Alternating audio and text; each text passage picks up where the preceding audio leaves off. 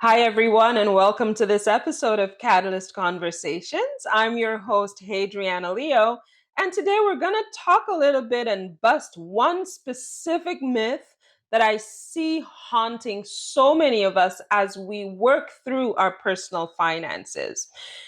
You're probably feeling the pressure of all of the things that have not been done so far this year. You probably started the year, really excited with lots of energy, lots of motivation, lots of, va va boom to get things done. You had plans to save a certain amount. You had plans to reduce your debt by so much. You had plans to start investing in this, that, or the other.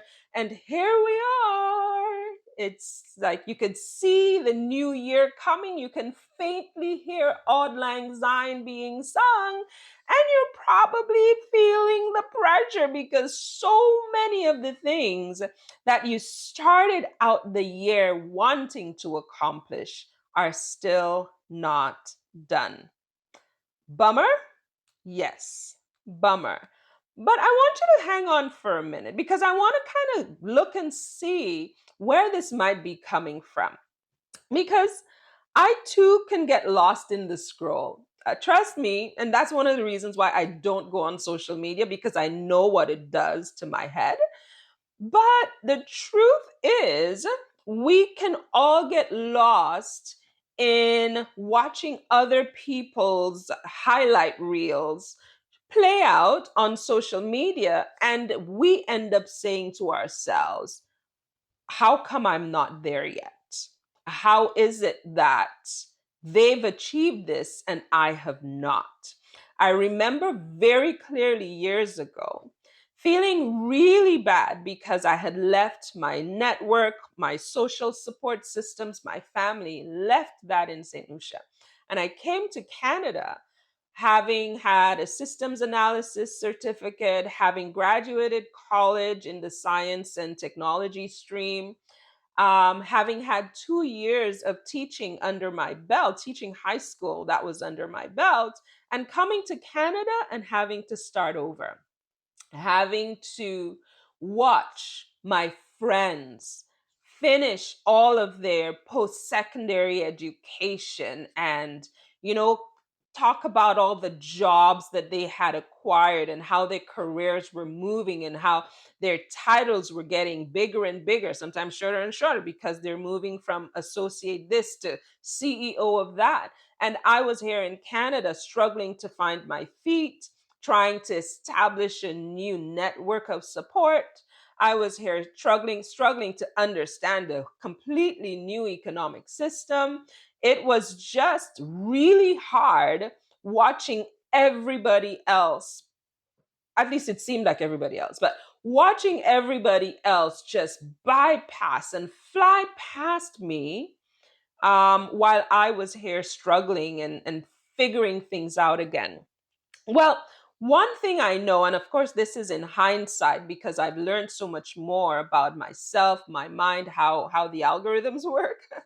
But one thing I've come to learn is that that sense of dissatisfaction, that feeling of why am I not there yet, came from an unfair comparison of my life and someone else's.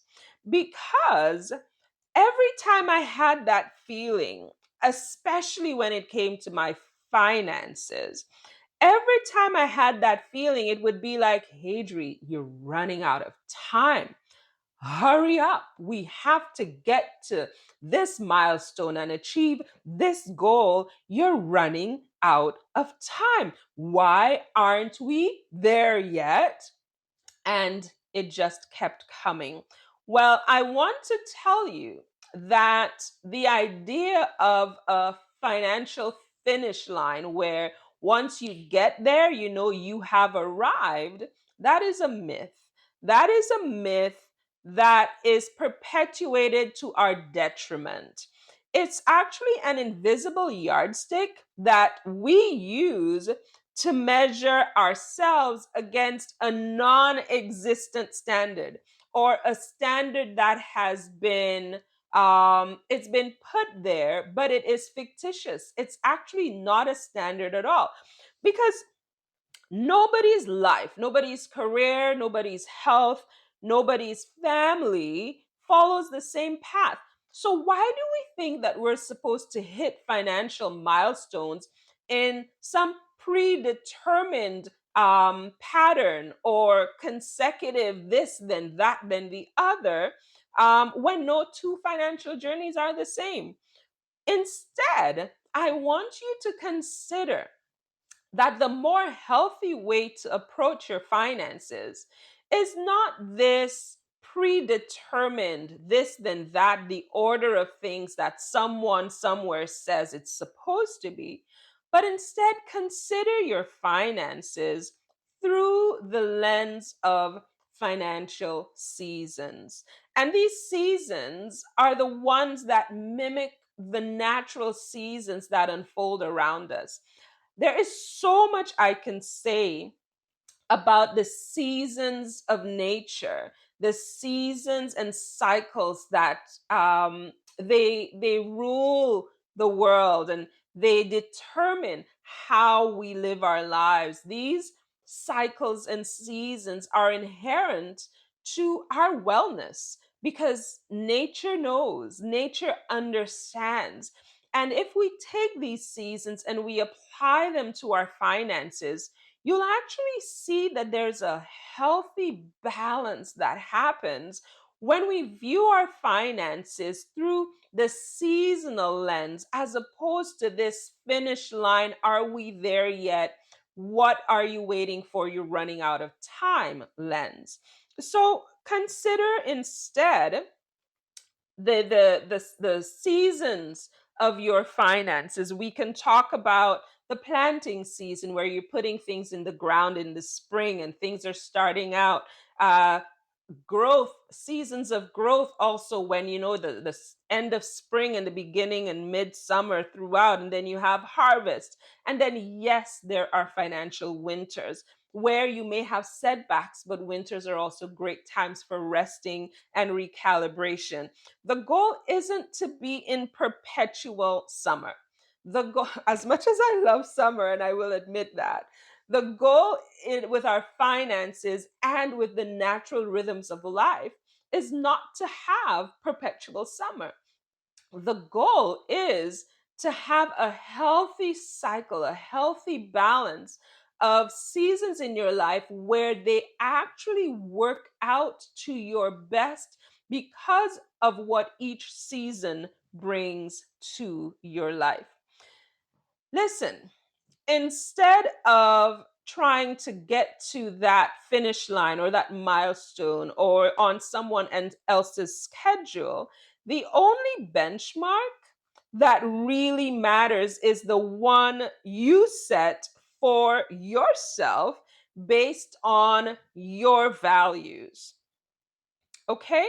I remember being in high school. My high school was a Catholic high school, and we had nuns as teachers. There's all kinds of stories there we can get into, but not for this episode. But I remember Sister Claire, who was the principal at the time. She set up this charting for us where we would put in our grades, and we would track our grades on a graph. We would put them in, and we would see math grade, English grade, history grade, what have you.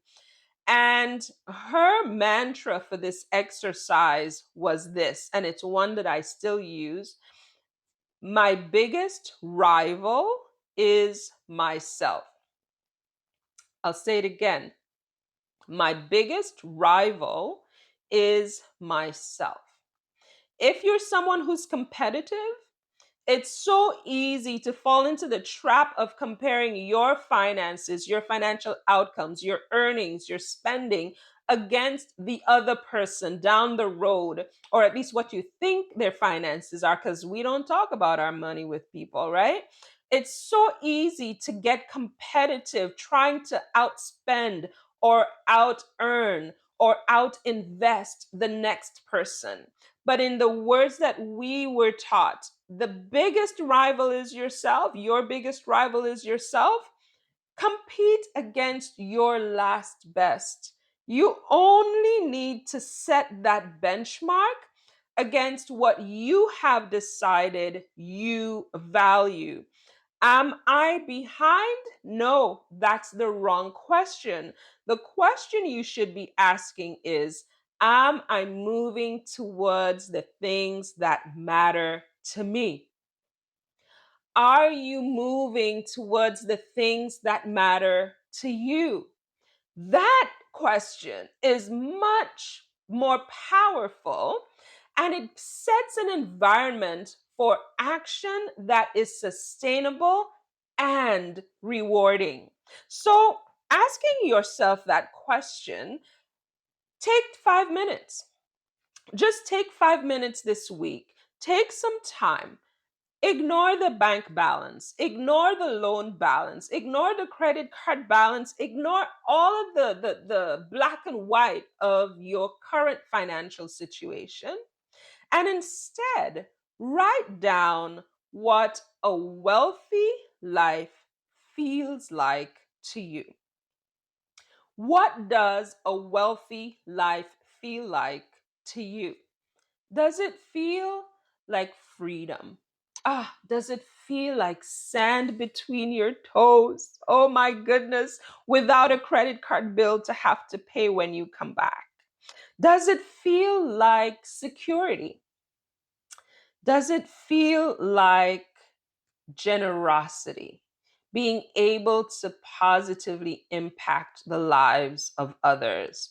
What does a wealthy life feel like to you? I'm thinking about it right now and I feel the warmth of the sun on my entire body. And yes, part of my wealth equation somewhere in there involves sand between my toes and the sound of water. What does wealth feel like to you? Allow your focus to shift. Move it from the external number to the internal feeling of purpose. This is your true starting line, and this is your finish line. This is what is going to inform your life experience with wealth. That is what's going to move you to action and lull you to rest. Because as you go through the seasons of your finances, every action you take, whether it is planting the seed of opportunity or connection with people, or harvesting the results of your investments, whatever it is, it's going to all work together to create that feeling of what wealth is to you. So, if this idea of defining your own path and trading comparison for clarity, if that resonates deep inside you, it's time for us to have a conversation. It's time for you to connect and take your wealth experience to the next level.